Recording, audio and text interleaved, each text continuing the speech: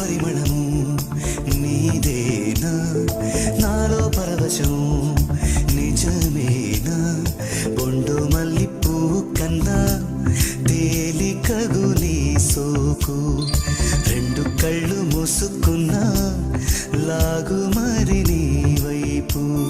సొగసును చూసి పాడగా